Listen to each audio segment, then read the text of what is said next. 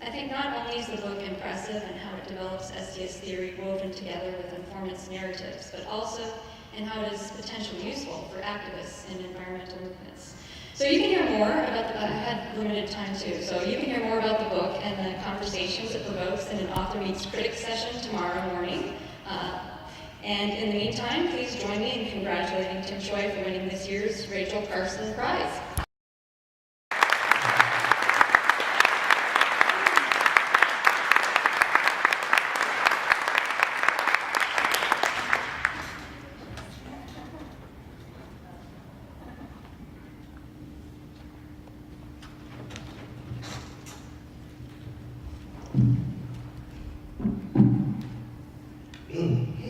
That was great, thanks. Thank you, Laura, and thank you, Steve and Linda on the Prize Committee. I guess I'm really grateful for the award, and I'm really grateful that you read it. I think that for reading my book and all the others so carefully. I'm deeply appreciative and honored. Yeah, it's just thank you for reading it.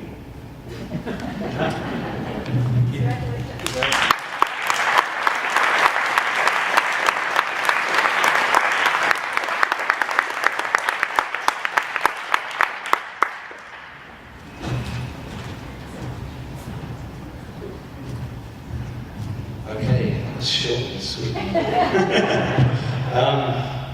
The next prize is the Ludwig Fleck Prize, and Javier Lasson, unfortunately, can't be here. He's the chair of that committee, and there's no one else from that committee at the meeting.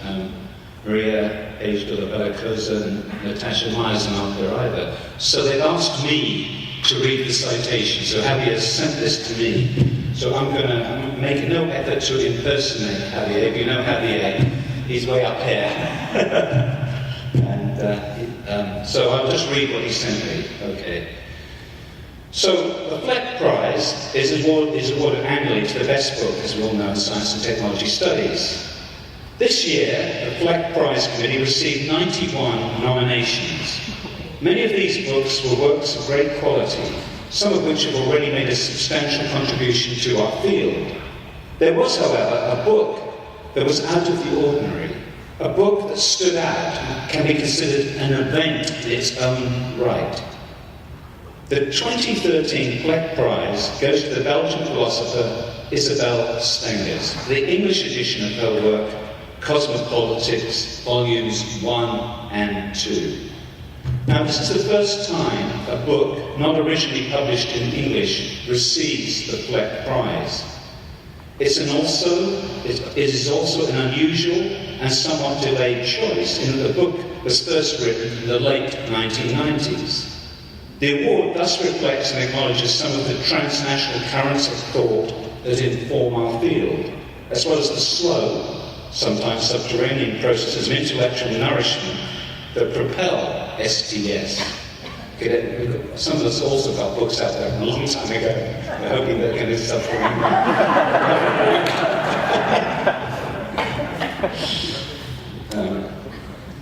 Cosmopolitics is a complex, multifaceted being, being. The book connects familiar discussions in science and technology studies with an original philosophical perspective on scientific practice. It incarnates a deep understanding of the modern scientific ethos and develops a speculative proposal for rethinking knowledge, politics, and the relationship between different scientific practices and disciplines. Not least, the relationship between scientific practices and the social studies of science. Cosmopolitics is a challenging read and an unabashedly controversial book, yet controversial in a critical and friendly way. It has made its mark since its original publication in French, but its English edition has provoked and continues to provoke new and unusual conversations in STS. It is a work, most importantly, that is showing its power and relevance to the work of a new generation of STS scholars. Now, unfortunately, Isabelle Stengers is unable to come to San Diego to receive the prize. But fortunately, a very good friend of hers, well known to our STS community and also a Fleck laureate, has accepted going to Halle to impersonate her and receive the prize on her behalf. So please welcome Professor Donna Haraway to accept this award.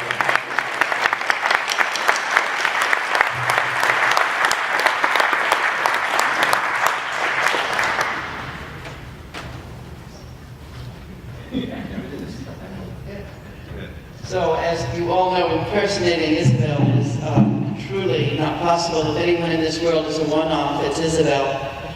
Isabel's thinking changes other thinking, and that I know personally from the ways that she has reached into the marrow of my own work on the biologies and philosophies of multi-species entanglements, as well as from the evidence of a diverse community of scholars in the United States and Europe. Stengers does herself what she examines. That is, she designs new abstractions that lure her readers also to engage the irreducible singularities, the burning friction, the indispensable specificities that are the flesh and bone of scientific and philosophical achievements. She's in risk-taking love with the difficulty and promise of concepts in their rampant materiality and situatedness. Stenger's cosmopolitical analyses show how scientific constructions and constructors are engaged players, among others, in the most fundamental worldly questions about what Maria Puig de la Baracasa calls matters of care, complementing Latour's matters of concern. For these questions, the usual resources of tolerance, or the supposed transcendental authority of expert knowledge, or the generalist appeals to a common good all fail. I find Stenger's shaping of tools for a different, non-conscient cosmopolitics a source of hope for what might yet, just maybe, still be possible without the deadly dream of a final peace.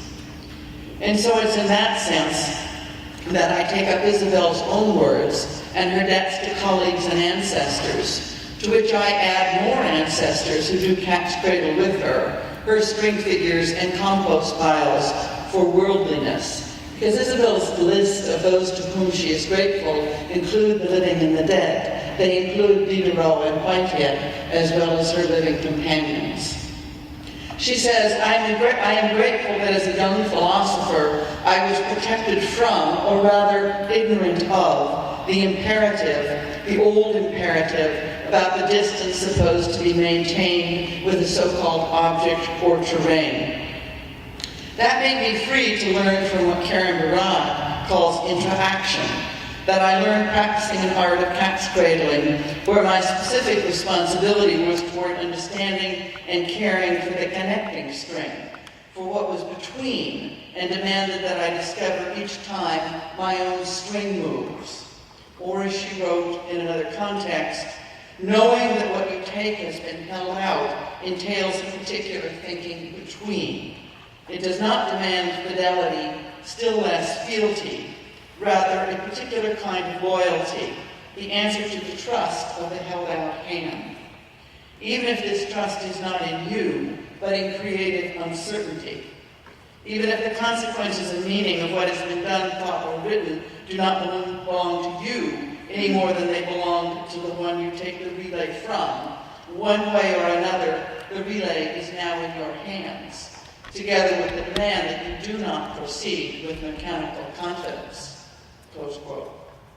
So she says that her first step is toward those who made this learning both possible and necessary. Toward physicist Ilya Prigogine, the author of Order Out of Chaos with Isabel, with whom she studied as a very young philosopher, and she learned to resist, else she would have been devoured by his passion. She acknowledges the debt toward hypnotherapist Leon Chertok, who called on me to help him in his struggle against the way hypnosis was treated as a despised object in France, but in such a way that she felt no need to practice or experience hypnosis herself. Perhaps these were the sorts of moves that led Isabel to embrace the Wiccan U.S. eco-activist witch Starhawk, or to write in a very different mode with Philippe Pinard, capitalist sorcery. She also acknowledges her debt toward Bruno Latour, a long-term friend and co-thinker, agonist and friend, where my part was to play the idiot, as Deleuze characterizes it, the one who may learn from the other's move, but still pulls a string and makes a knot that signals there may yet be a slowing down. And I added myself, not so fast, Isabel. There is truly an SF cat's cradle game between you and Bruno. Many tentacles, many digits, many attachment and detachment sites. She also says that she acknowledges a debt toward all the others whose hands would partner mine without obeying them or trying to have them obey. She says, my use of the cat's cradling figure today points toward one who taught me that is what I have done, among many other things. But she concludes with an acknowledgement for those with whom she works today. That is to say, the members of the Groupe d'Etudes Constructivistes, or the geckos, not Geico's gecko, but Isabel's gecko. The Groupe d'Etudes Constructivistes, which is a group of young people that is very like the kinds of groups that Rosa Guidotti nurtured. For example, the Next Generation, that itself was a kind of compost pile for Maria Pico Valacasa, who was Isabel's own PhD student, who loops back through and makes the heat that sustains us all. So Isabel finishes by saying, I am grateful that we have learned together how to spin strings among and around us, and to trust each other's pulling and relaying hands in the rather insalubrious environment of the knowledge economy, which is the university today.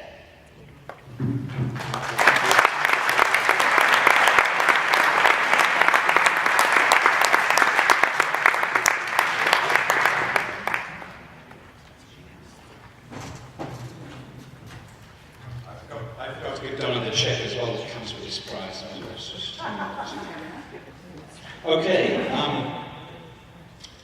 our last and most important prize, all these prizes are important, is the Bernal Prize. And Paul Edwards is going to present.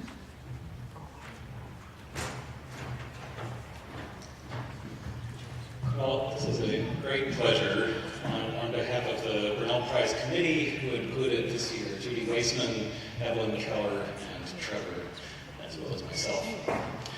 This year's prize goes to Sandra Harding. Sandra Harding, unfortunately, is a philosopher. Sorry about that. It has to be said. Now, I actually... I'm very, very glad to be giving her this award. I want to say, first of all, that we have a very short time to say things about people, and I have compressed much of what I would have liked to say into just 4 minutes.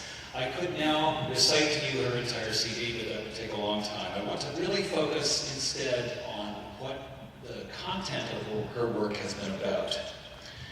So Sandra has pioneered, through a very long career, not only feminist science studies, but also anti-racist and post-colonial science studies. And it sounds like there were 80 people at her session on post-colonial science studies today, so that's a mark of the influence of that work. She taught for 2 decades at the University of Delaware. In 1996, she moved to UCLA, where she directed the UCLA Center for the Study of Women. She co-edited the journal Signs, Journal of Women in Culture and Society, from 2000 to 2005. She has taught at universities in Europe, Asia, and Central America, as well as in the United States. And she has lectured on 5 continents, consulted to UNESCO, the Pan American Health Organization, the UN Development Fund for Women, the UN Commission on Science and Technology for Development. And she is the author or editor of 15 books on special journal issues. So it's for those achievements that we are honoring her today, but not just for those. More importantly, we are honoring how her contributions changed and deepened the field of science studies. Foremost among her contributions are feminist and post-colonial standpoint theories. Her book, The Science Question in Feminism, appeared in 1986. And believe me, since I wanted to be a philosopher of science at that point, she made philosophy of science a lot more interesting. In that book, she laid out with enormous clarity the argument that gender shapes the way people perceive and interact with the world, even to the extent of shaping truth itself. Sandra famously and very controversially argued that rather than take physics as the gold standard for all of science, we should instead take the social sciences as the paradigm of inquiry, since they are engaged with gender, race, class, and other social categories, which, in her view, must be applied equally to the natural sciences and mathematics.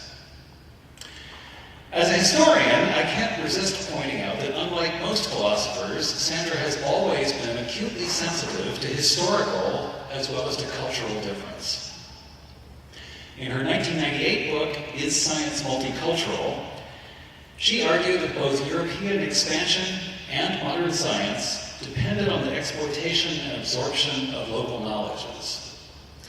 And in her most recent monograph, Sciences from Below, subtitled Feminisms, Post-Colonialisms, and Modernities, in 2008, she pressed science studies to become even more controversial than it already is. She asked us to take two questions seriously. One is this: how do northern science and technology affect the peoples and cultures of the world's periphery? From Amazonian natives to the peoples of Tuvalu and the Maldives, those people and cultures are screaming for attention, not only to their political and territorial concerns, but to the uniqueness and irreplaceability of their ways of living and thinking. The other question regards the binary opposition of the modern, marked as rational, cultured, and or male, and the traditional, often marked as natural, primitive, and or female. How do science and technology studies implicitly borrow those ready-made markings, convenient for those of us soaked in their juices from birth, but analytically extremely problematic? Throughout her career, Sandra Harding has taken on some of the most difficult and controversial questions of our time, and she has stubbornly persisted in raising them against both direct opposition and its more insidious partner, the tendency to avoid the truly difficult and the uncomfortable. As one of the hundreds of graduate students who was marked by her work in my own career, it's a deep pleasure for me to award this honor, and I hope she's going to come up here and make us even more uncomfortable.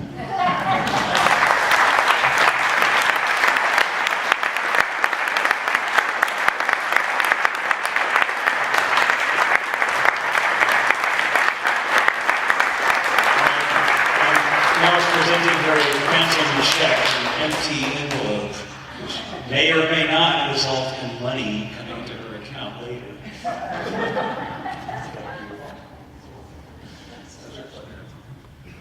Thank you so much. I am so honored by this. I want to thank first the Bernal Committee. I just, when Paul called me from London in January, I thought it was a fake call. I couldn't believe what he was telling me. It was wonderful. Secondly, I want to thank 4S for having been for many years a very welcoming home for me. I know that won't seem like a lot to you if I tell you I compare it to the Philosophy of Science Association, but unfortunately it's not a very high bar you've had to reach. It's been a great, great pleasure for me, and it's you all have changed my thinking in so many ways. Third, I'd like to thank the left tradition in science and technology studies and in science itself, to which Bernal made such significant contributions. And by the left tradition, I mean not only the Marxist and post-Marxist tendencies in science studies and in the sciences, but also feminist, decolonizing, anti-racist, and other such social movements with deep interest in science and technology, who long before some very significant 4S people beautifully articulated the principle that societies and their sciences co-produce and co-constitute each other, understood that racist societies will produce racist sciences, that provide resources for those racist societies, and so forth. And so this left tradition, I think, is one of the proudest, should be regarded as one of the proudest legacies that 4S can claim. Now I want to turn to this issue of you giving a prize to a philosopher, which has been mentioned already by several people. I mean, this, I thought, as when I had talked to Paul back in January, am I the first formally trained philosopher to be awarded the prize? And I got kind of scared because my introduction to science studies, let me say, in my early graduate student years was Thomas Kuhn and then David Bloor. And you know, they defined the sociology of scientific knowledge against philosophy of science. So on the one hand, it's true, I have always, in 35 plus years of university appointments, every one of those years, I've had either a joint appointment or a main appointment in a social science department. I now exist in a department with 51 social scientists and one other philosopher. They all study education, but it's like living in the laboratory for me. I get to my colleagues, so I get to watch what my colleagues do, and this has been the case for many years. But on the other hand, my most beloved professor as a graduate student was my philosopher of science, and he had been a student of Carnap's, Rudolf Carnap's in the Vienna Circle. And on Carnap's birthday, every fall, we'd have a moment of silence in my philosophy of science class to commemorate Carnap's birth.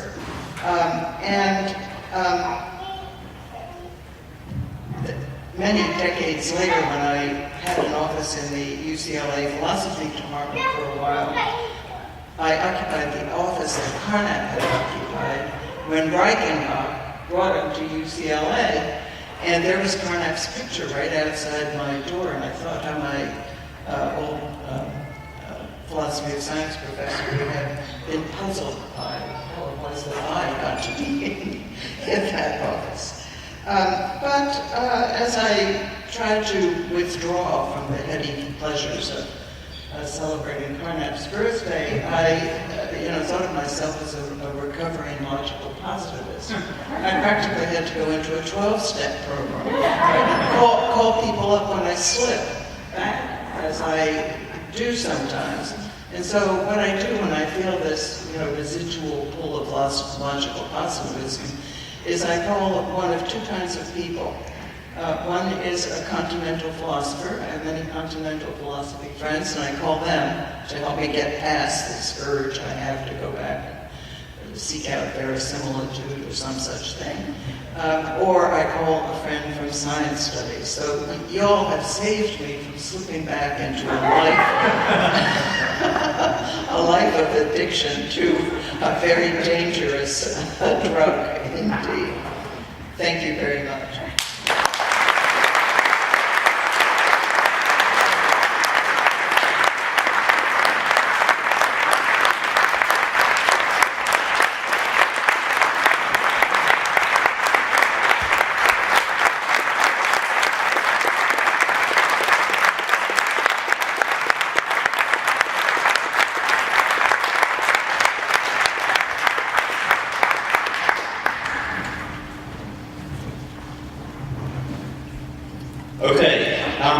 That formally ends the prize-giving part of the program. What we're going to move on to now, I've got an announcement, and I've got some words to say of thanks as well, and then we're going to move to the Buenos Aires meeting, and then Gary will take the platform as well. So one of the announcements I have to make is about a new film festival that Forest has launched. It's called the Ethnography, so you say Ethnography, like ethnography, the Ethnography Festival. It'll be held annually in Paris, no less a place, during the month of April. So this is really exciting. Not a bad time to go to Paris and watch some movies. So what does this festival do? It highlights the academic and documentary films that best contribute to our systematic understanding of our social world through film. It's jointly sponsored by 4S and the International Social Science Council, and this global initiative meets the growing need for non-fiction filmmakers to present peer-reviewed work in an international forum. It solicits submissions in 4 categories: academic short, documentary short. Academic films are nothing more than those in which a scholar has a principal role, such as editor, director, or producer. And I have it on good authority, namely the director of this festival, Wes Schrum, that there are very few submissions in the short film category, that's under 10 minutes, and submissions are accepted through the end of the year. Now, there's one more thing about this festival, its location. The Cine 13 Theatre is a famous site for film premieres in the Montmartre district, owned by the famous French director Claude Lelouch. So our call for films, we showed films this year in San Diego, is just the first step. It's time for STS to go to ethnographyfilm.com and submit your films. Okay. Now, before we move on to Buenos Aires and Gary, I want to make an important announcement. There's been a change in the 4S government structure. This is a very important thing I want to know. At the council meeting, 4S decided we'd be appointing a new secretary and treasurer, 2 separate positions that Wes Schrum has combined in the past. And Wes will, we hope, move on to a new position in 4S as meetings planner. I think he's nearly agreed to do this, but we're still talking about it. And it's a huge job that he's going to take on as meeting planner. So this means that Wes will no longer be our secretary. Let me say that again. This means Wes will no longer be our secretary. That's unbelievable, isn't it? I mean, how many of you can remember Wes was appointed by David Edge, and I miss David Edge. We just say the same. There's so many colleagues in this club, but David Edge is somebody we all really miss. He was appointed by David Edge in the Amsterdam meeting, which I think was in the mid-1980s, I remember. I was there. So he must have been our secretary for over 25 years. Now, in all this time, I mean, 4S has flourished as a society. This is our biggest ever meeting. Membership is up. The treasury role that Wes has done, we're more stable and more resources than ever before. Some gigantic figure, which I think is around, Wes won't let me say this, it's around $500,000 we have. So the society has been fantastically successful. And Wes is definitely, I mean, his contributions have been enormous. But the sort of work he's done has been often this background, invisible work that we all know is some of the most important work in our society that often goes unrecognised and unnoticed. And if you've been a 4S president, the first thing you do when you get into this office is you turn to Wes. And he manages everything, like, you know, who's going to do the nominations, the committees. You talk with Wes. He's the go-to person. Having the plaques here, checks available, having the sound system. He's now just managed to set up, because we need a PowerPoint for showing some things. That's Wes who's done this. And he's done it all with amazing grace and humility. His philosophy of life means that he will not accept a prize. So we have to be thinking, Gary and I will put our heads together over the next year to think of ways that we can thank Wes for his contribution. Now, in the middle of the night last night, I woke up and I suddenly thought, maybe there is one thing we can do to thank Wes. And I want to try this. I'm all into experiments. One of the greatest bits of conversation analysis, sorry, Mike Lynch is sitting there, I've read in the last 20 years, has been a little book by a guy called Max Atkinson called Our Master's Voice, who points out how important lists of 3 are in getting things going. Hip, hip, hooray. Ready, steady, go. Lords, ladies, and gentlemen. Friends, Romans, countrymen. All these things are tripartite. They're in lists of 3. It's in political protests as well. When we were protesting Maggie Thatcher in Britain, we used to go to protest because Maggie, Maggie, Maggie, out, out, out. During the Vietnam War, there was a chant, ho, ho, Ho Chi Minh, ho, ho, Ho Chi Minh. So I was thinking that we could have in this society, Wes is going to kill me for this, I know. We could have the Wes Shrunk chant, because he's got this great name, Wes and Wesley Shrunk. So it could go, Wes, Wesley Shrunk, Wes, Wesley Shrunk. And this room, I do sound study, this room is a horrible room in terms of sound. All the big rooms we've had problems with sound. I don't know why it is. It just shows you how sound is undeveloped in our own practices as well. You know, you make a joke here, it's a little sitter. Even in a proper room, it becomes a raucous laugh. So I want to try a sound experiment. You should try this chant. It should be animated. Like in shouting Ho Chi Minh. This will get some energy in the room. So I want us to try this chant. Wesley Shrunk. Wesley Shrunk.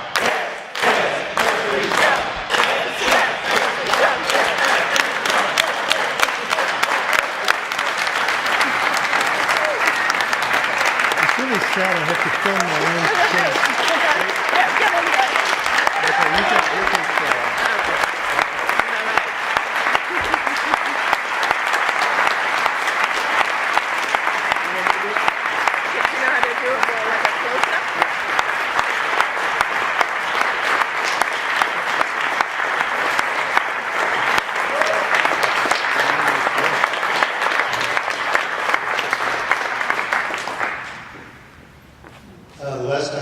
The last time this happened was in Halifax, and I cried.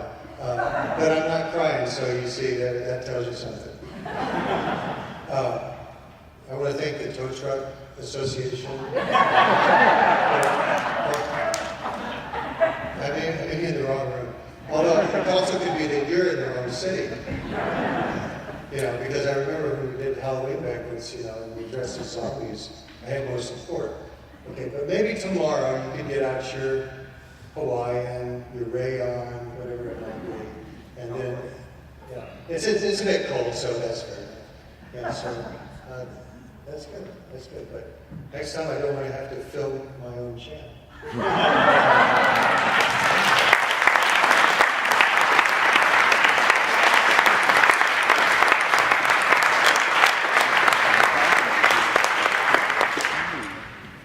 Okay, so now we're moving on to the Buenos Aires to talk a little bit about that meeting. And I'd like to welcome here Pablo Creamer to the platform. I'm going to tell you a little few lines about who Pablo is, introduce him, and he will talk to you a little bit about the Buenos Aires meeting, and we'll move on to Gary. So he's a sociologist, and he's a PhD in STS from the Center STS, CNAM in Paris. He's a principal researcher at CONICET, National Council for Scientific Research in Argentina. He's director of the STS Center in Buenos Aires. He organized the first ever Latin American STS meeting in Buenos Aires in 1995, and he also organized the 7th meeting in 2010. And he created SOCITE, which is the Latin American Society for Social Studies of Science and Technology. He's also been engaged in a very important translation project, where he's translated some classic books like Leviathan and the Air Pump Changing Order, other books like that, into Spanish. He's also a notable author in his own right. I'll just mention a couple of his publications: Science and Periphery, Birth, Death and Resurrection of Molecular Biology. That was in 2010, and a title in 2009, which I love, Scientists Are Also Human Beings. So Pablo, well,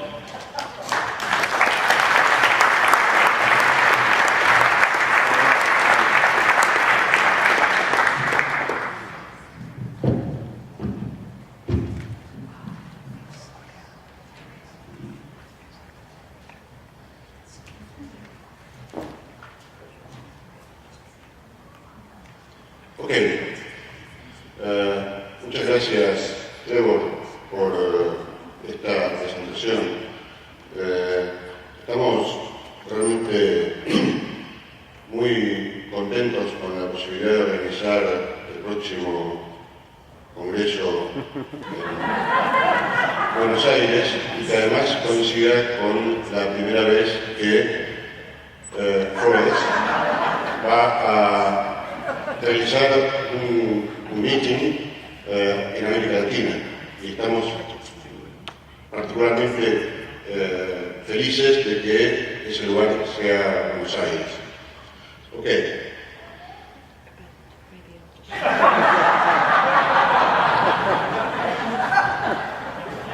Como representante de su sitio, quiero transmitir que estamos muy felices de organizar por la primera vez la reunión conjunta con 4S. Estamos convencidos de que el evento va a ser muy útil, interesante y agradable. Y ese es el punto de partida para una colaboración más estreita entre las dos sociedades. So, what I said was very simple.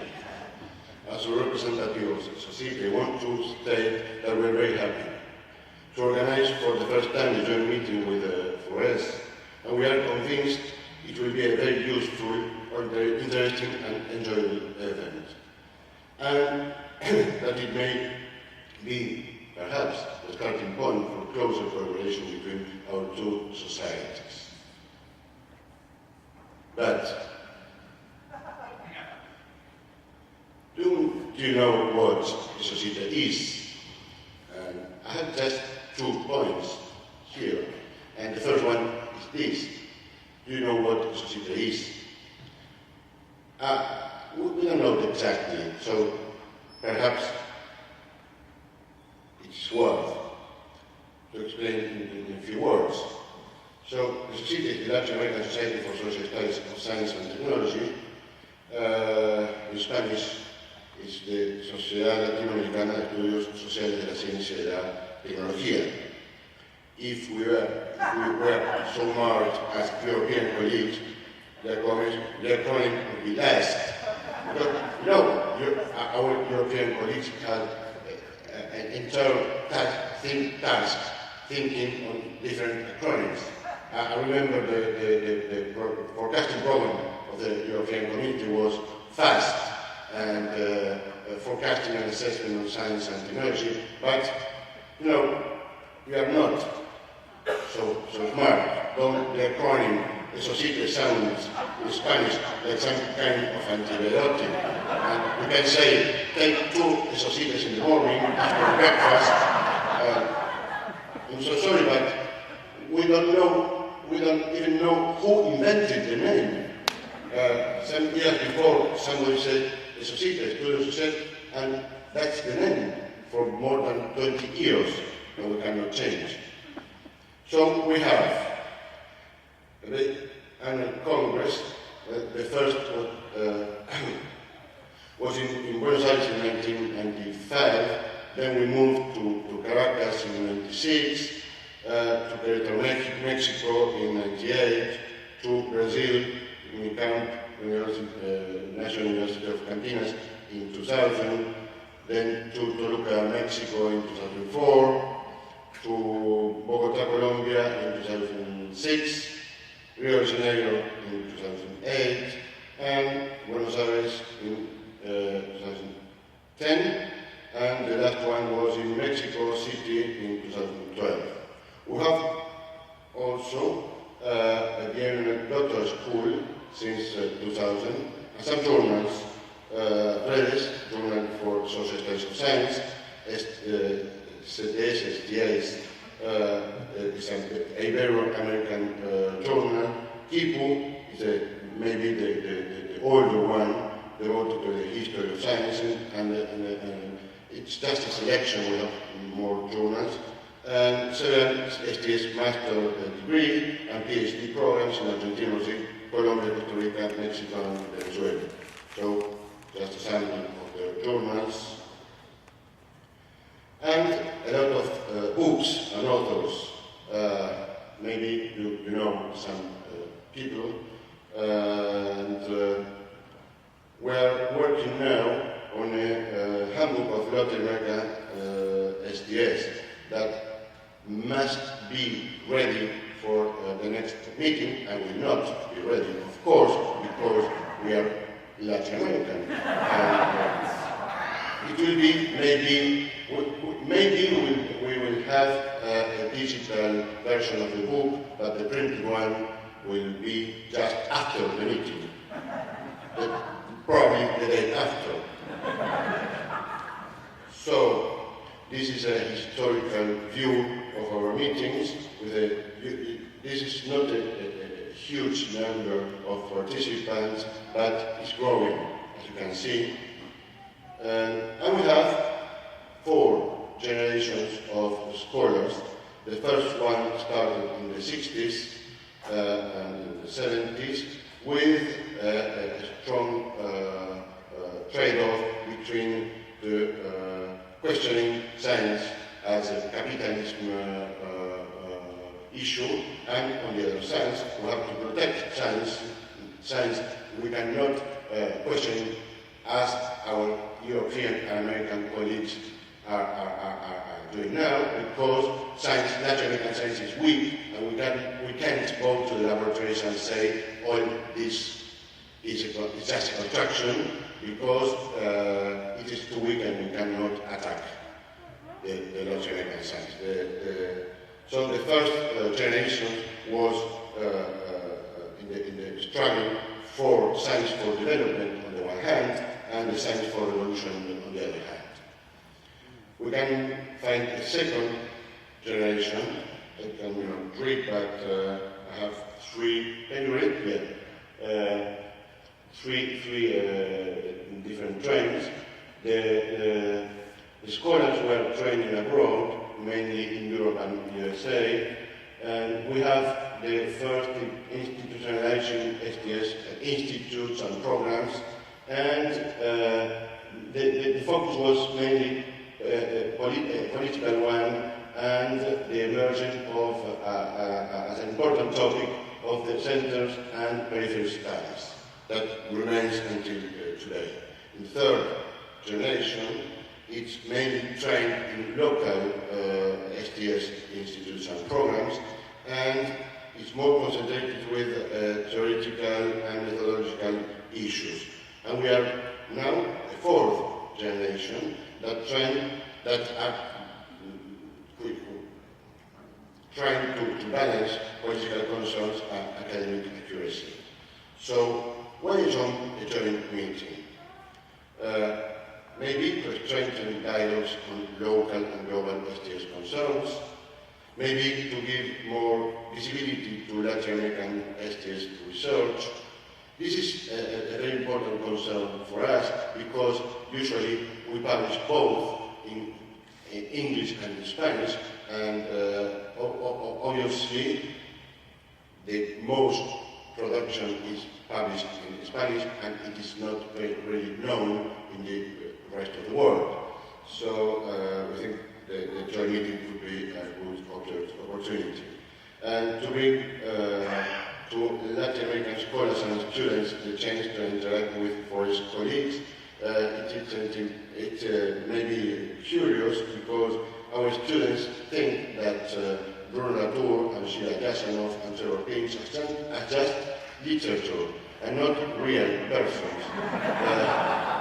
So when we come to Buenos Aires or Sao Paulo or Caracas, and yes, Trevor exists, I was talking with him, it's not just another ghost writer of a painter, but so it would be a good opportunity to meet together in Buenos Aires and to break the myth.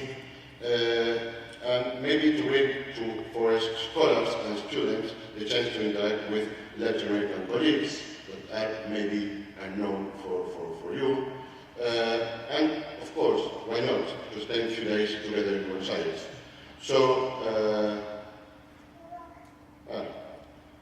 nos vemos el año próximo en Buenos Aires, la gente se encuentra el año próximo en Buenos Aires, and see you next year in Buenos Aires. And just before ending my presentation, and maybe Gary will talk about now, the joke with the languages is not hazardous, but it's an important topic of our joint meeting. We are trying to interact in several languages. And Latin American has two main languages, Spanish and Portuguese. Even if most people speak and understand English, but we think that to interact in three languages and have a trilingual Congress will be also a goal to achieve. Thank you very much.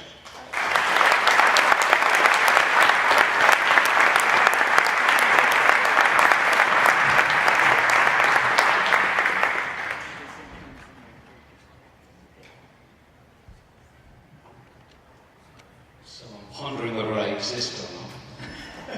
One of my roles where I exist is about to end, and I'd like to hand over and welcome the President-elect who will become the President, your next President for us. It's in very safe, capable hands, Gary Downey.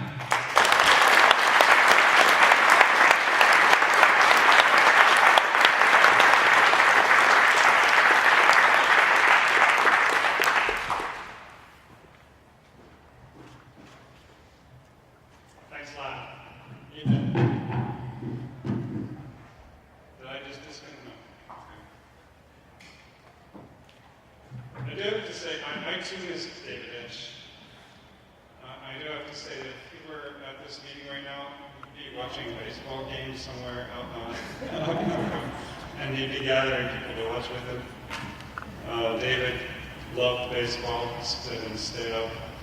Routinely would stay up all night to listen to the U.S. All year long, and especially this time of year. He was all about October and baseball.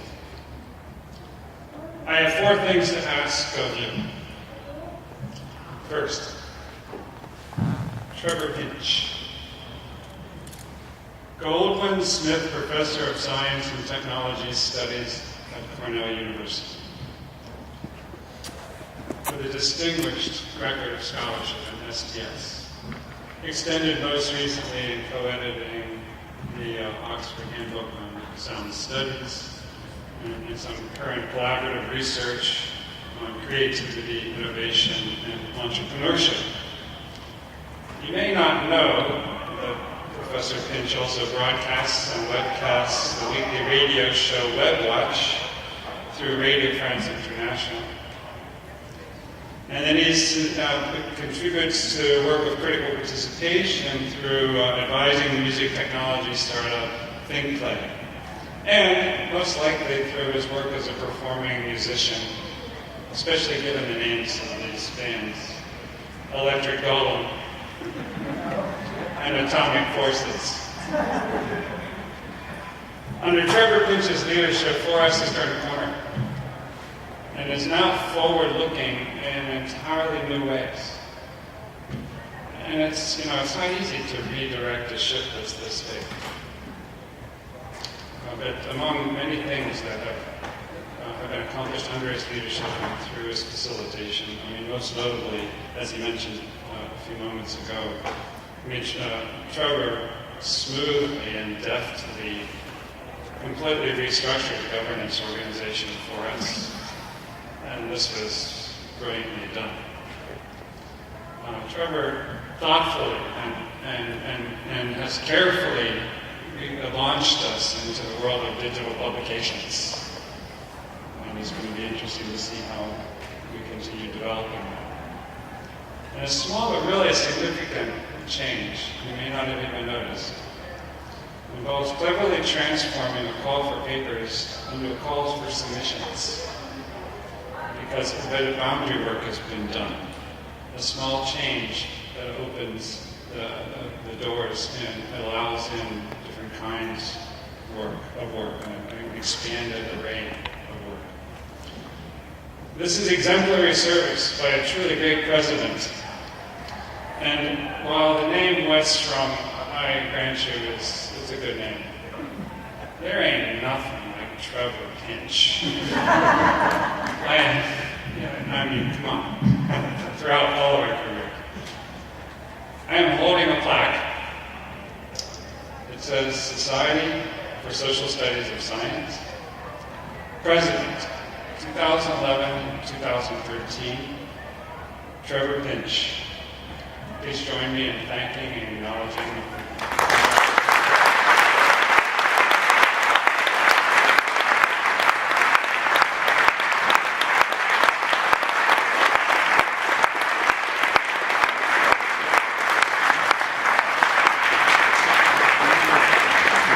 Thank you very much. I'm going to keep this very, very short indeed because we want to move on to the rest of the program and dinner. But I just want to say I've been at 4S since the early meeting. I think it was in 1977 or 78 in Bloomington. It's my favourite organisation. I love 4S.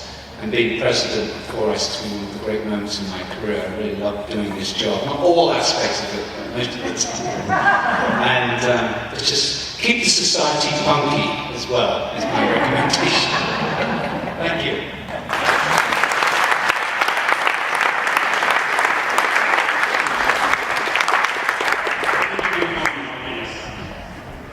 Four things yesterday, elections.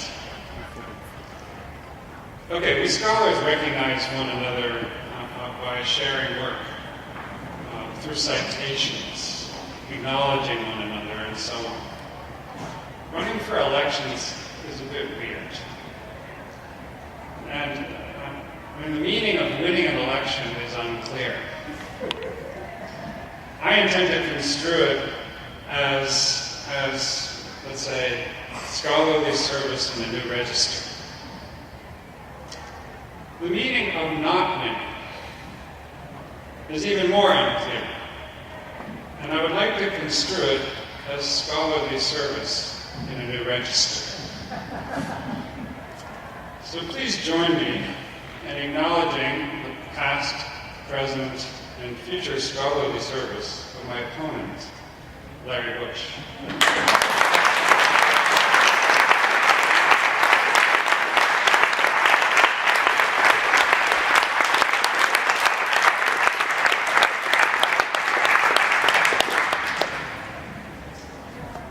And please join me in acknowledging the past, present, and future scholarly service of all those in this room and elsewhere who have run for president or council and have not won.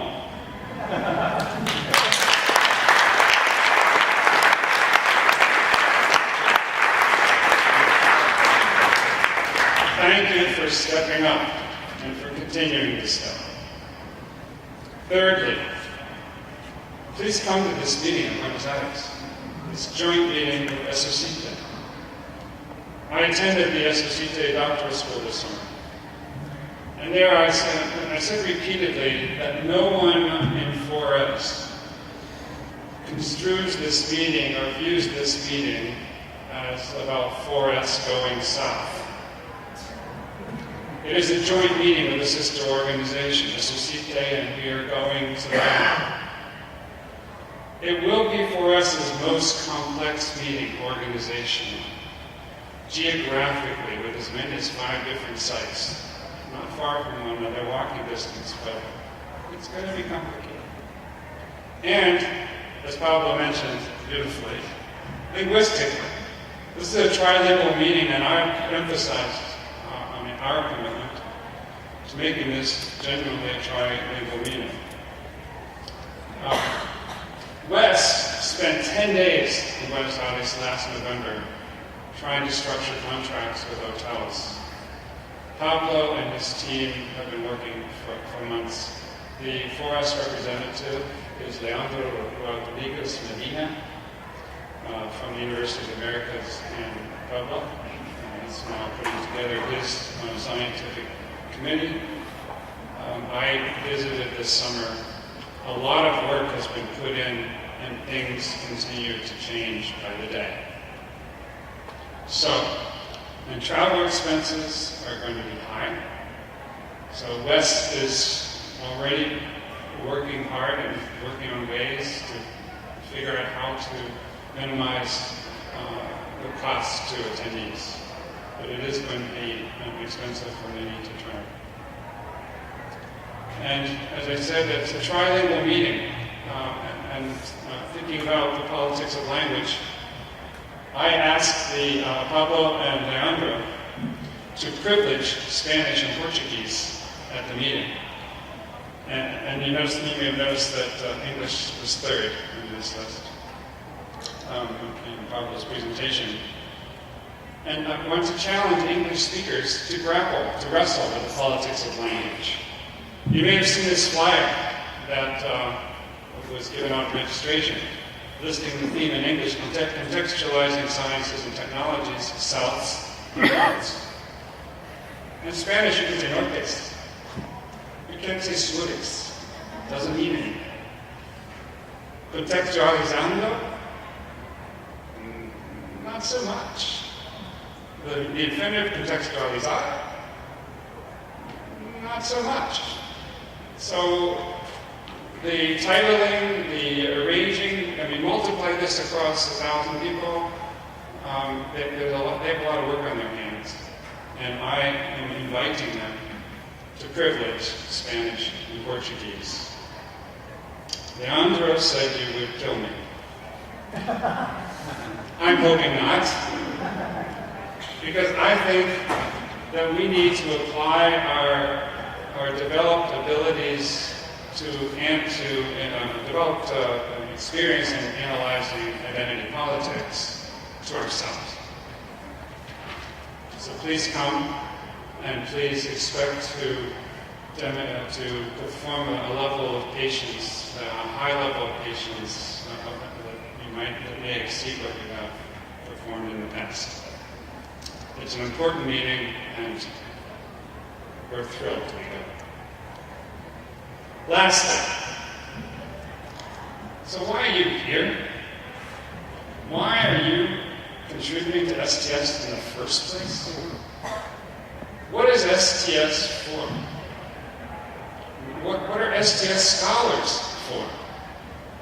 At the presidential plenary next year in Buenos Aires, 24 speakers from SOCITE and 4S will be responding to these prompts in plenary presentations lasting 3 minutes each.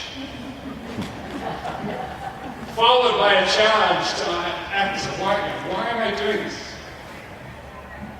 Followed by a challenge to all of us to go out afterwards to the reception, and it's going to be a reception. To go meet someone from the other society, introduce yourself, and find out more about them.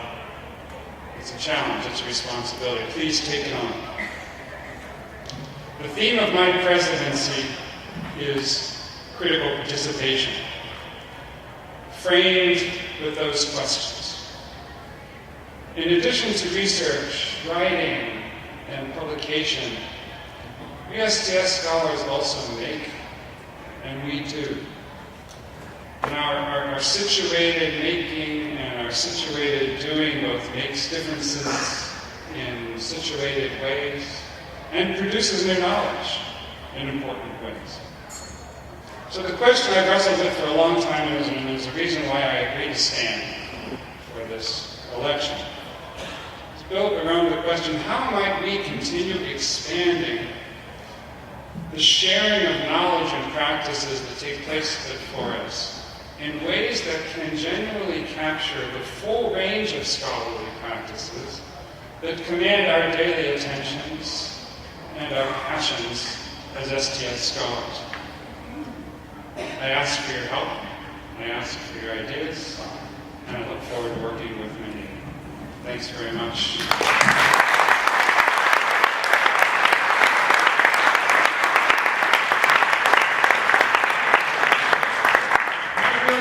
Is Mary present now? Yeah, you have to tell us. So, my discussion now ends, and I invite you to